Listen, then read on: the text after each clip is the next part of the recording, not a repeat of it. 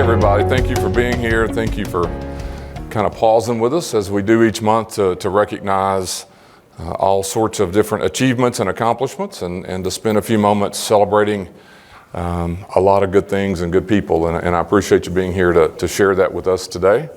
We do many things, but one of the most important things we do is recognize our officers and employees of the month, and we're going to do that this morning. And we will get started with our Employee of the Month, and I'd like to introduce you, Ms. Velika Pierce. Will you step over here?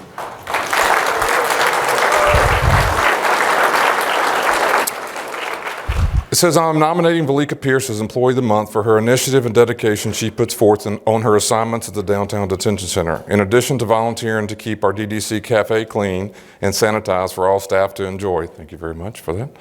She provides detailed case management services in addition to being proactive in addressing inmate concerns before they become bigger. She takes pride in her work and ensures inmate requests are documented, as well as ensures all inmates receive answers to their requests. Over the last month, she's followed up on a concern regarding inmate transactions made on the facility kiosk and continued to follow up until the issue was resolved. She's an employee that you can count on, and her work ethic is an asset to this agency.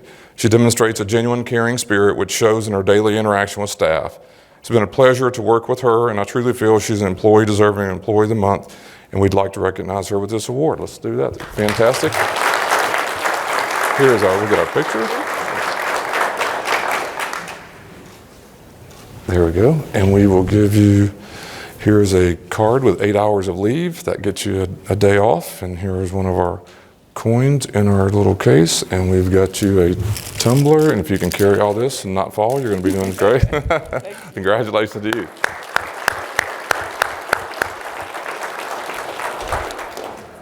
Yeah, there you go. There's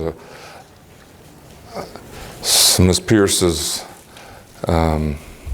really incredible background. Worked as an officer in OPs, and she even worked in the old CJC booking room. That tells you a little bit about how long you've been around. If you get a chance, by the way, went yesterday. Some of you work downtown, you know this, but the old Admin Hill building is on its last days. So if you have any sentimental value, you should swing by and look at it. It's kind of hard to watch if you worked around or in that time. But anyway, it was really good to catch up with her this morning and some of her history here in the Sheriff's Office. So our Officer of the Month for October 2021 is Mr. Vongsamphanh. How about that? I've been working all night. So I'm done. Just so y'all know, I got him to help me practice on the way down here, and then they told me he went second. And I was afraid I was going to call him Mr. Pierce, but I didn't do that. And then his name is all through this thing. I have to read it a bunch of times. It says, I'm nominating Sergeant Vongsamphanh for his quick response and attention to detail during a recent RSB response to subject behavior that happened in booking earlier in October. If it had not been for his quick reaction, both inmate and himself and possibly other staff could have been severely injured or worse. This is not the first time his quick response during critical times has saved officers and inmates from harm. He is a vital necessity to DCSO, and I'm grateful he was there. Booking can sometimes be a very volatile area, and things can quickly turn. So working for a sergeant that I trust to make split-second decisions to keep myself, other staff, and inmates safe makes a world of difference.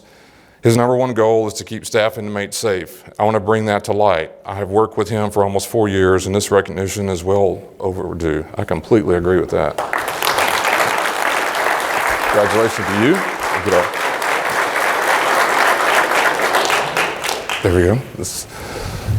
There's your card for some leave off, well-deserved time with your son, and there's a ribbon for your uniform. Here's a tumbler for you to take with you as well. So congratulations, job well done. Thank you.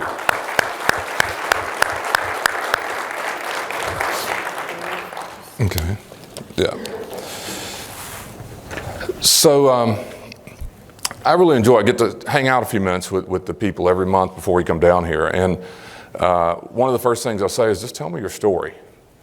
You know, how'd you get here? And I always enjoy hearing it because there's never two alike, right?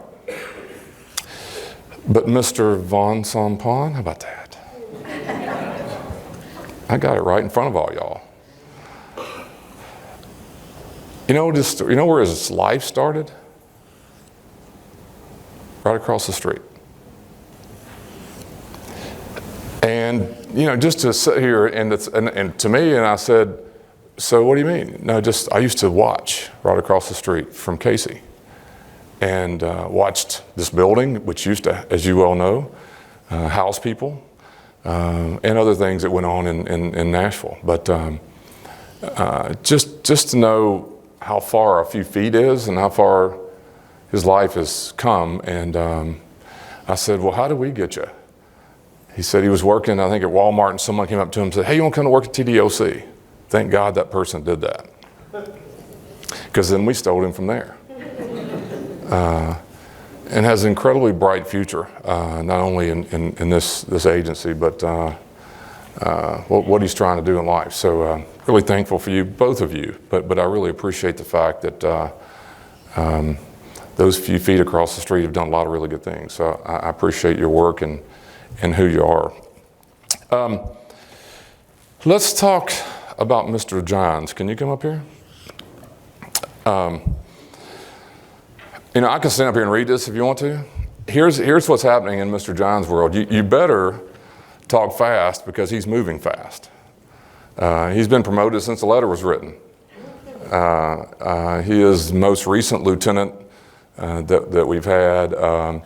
He is on the fast track to do great things, and it's not because it was handed to him. He is, and again, we want to present this to him today, but he has done everything, including write articles for, I think, American Jail Association. Today, we're going to recognize him for his, the official term is Certified Correctional Supervisor by the American Jail Association. He's been Certified Correctional Officers. He's doing everything you're supposed to do in the world of professional development to make himself and this agency better. And so we'll present this to you, but I just want to congratulate him on being the Lewis Lieutenant.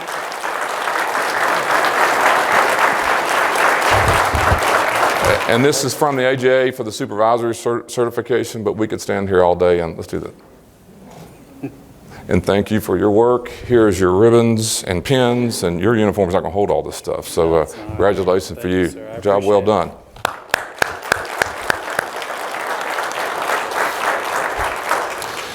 So 2 years ago, if we were sitting in a room, it wouldn't be this nice, I promise. 2 years ago, if we were all gathered up and we're talking about what we're doing, I want y'all to be fair with me. Let's go back, okay? 2 years ago would be 2019. Fair? We would have just had a bunch of turkey and Thanksgiving, right?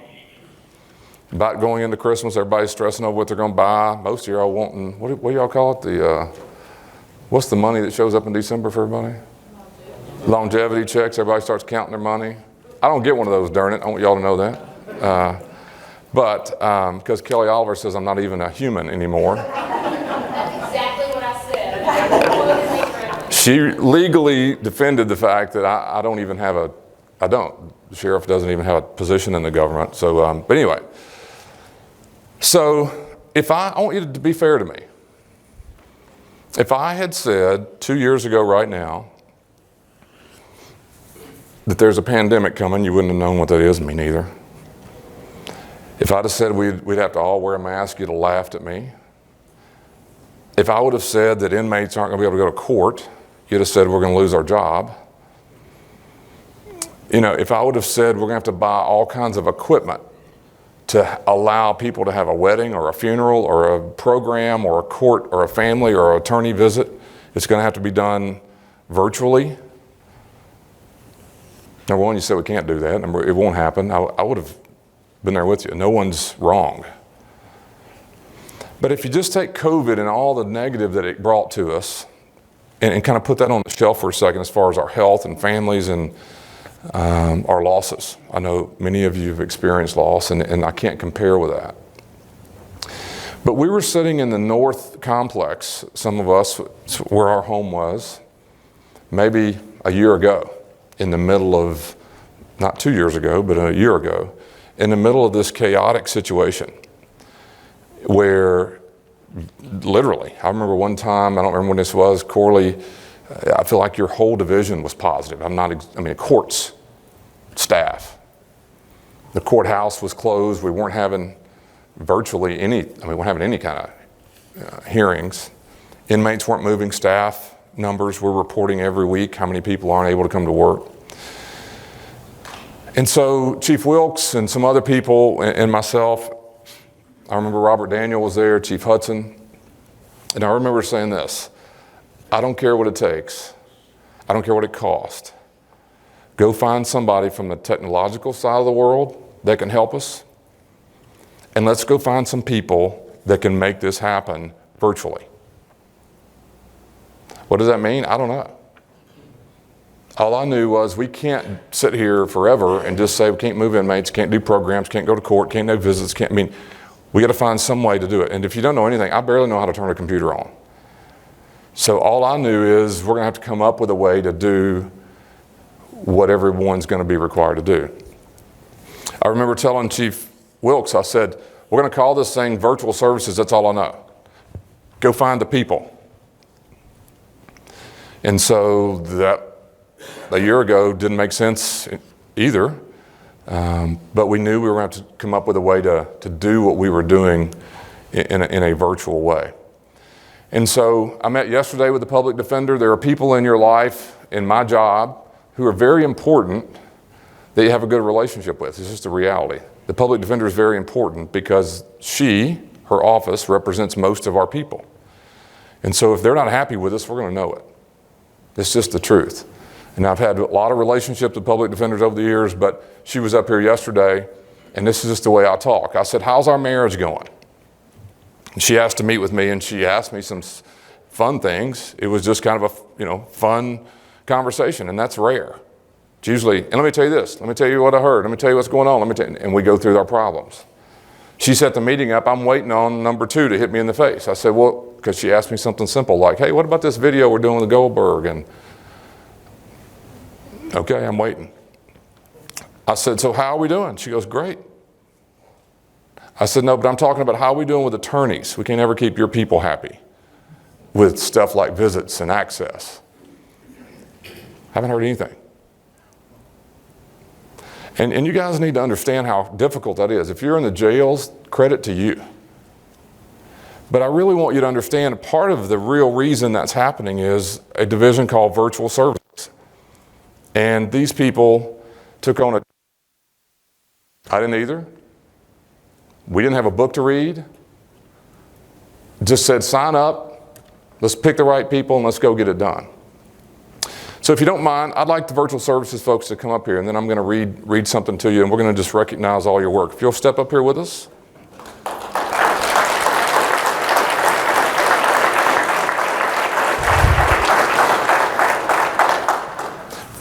Frank, come up here, please.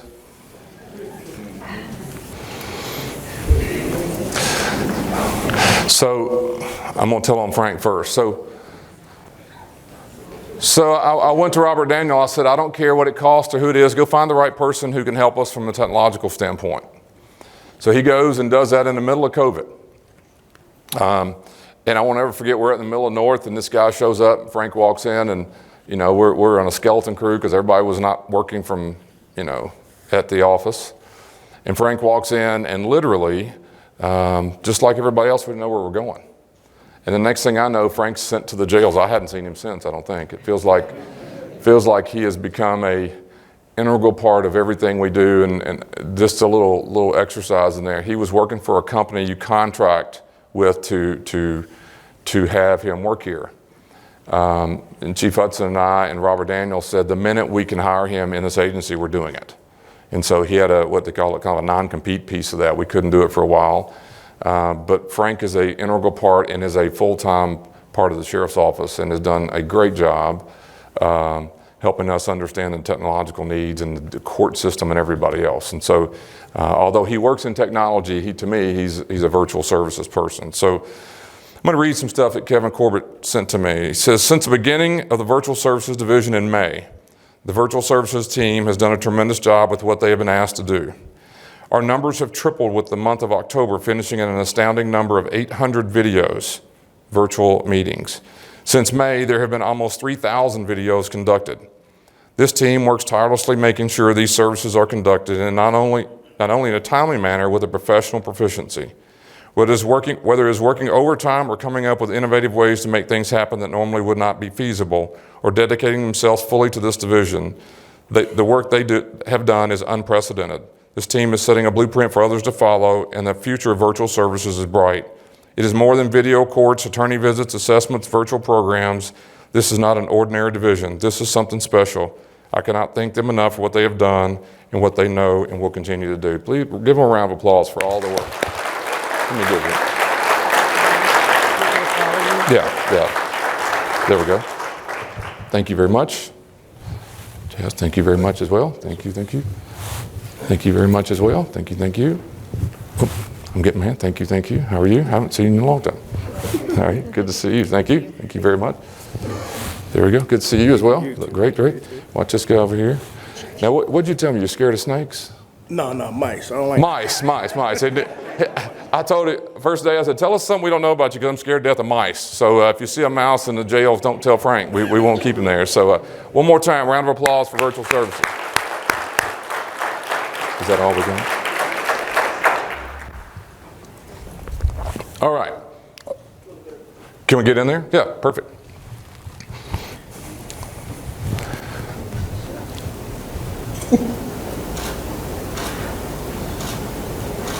There we go. Thank you very much.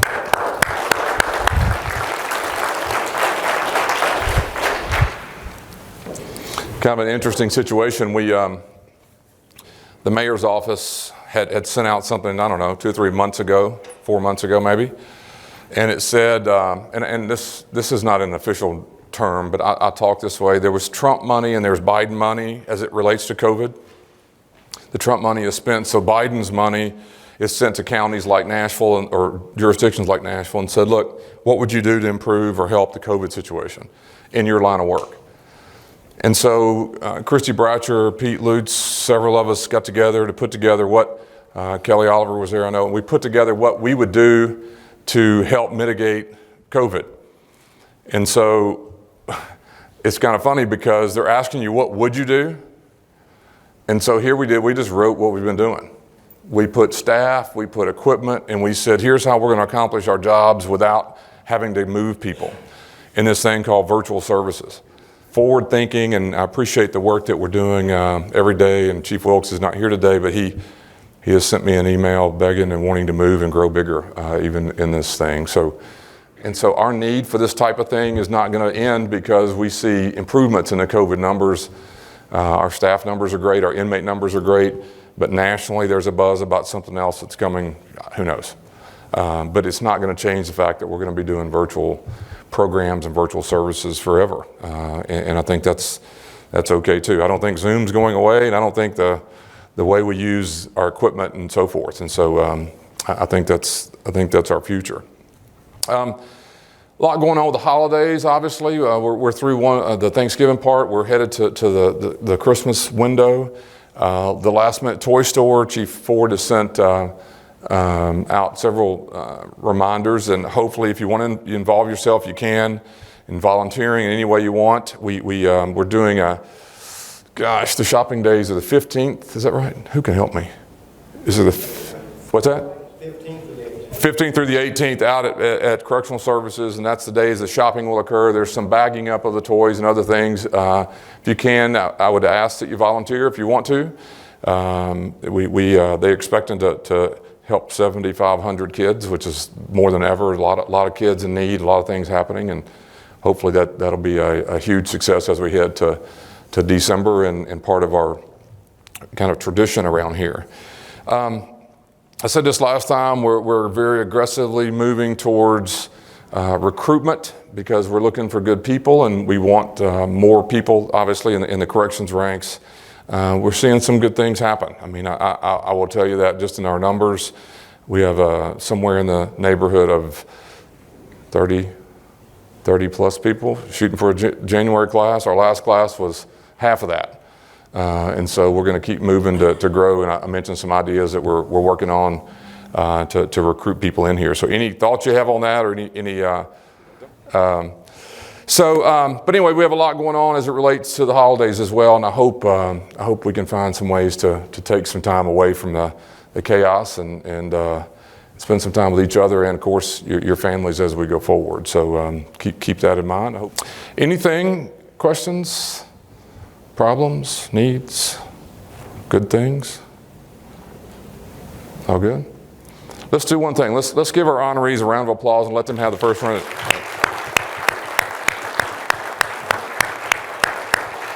Let's have some fun fellowship out in the hallway. We'll have our management meeting across the hallway in just a few minutes. Y'all have a great rest of the day.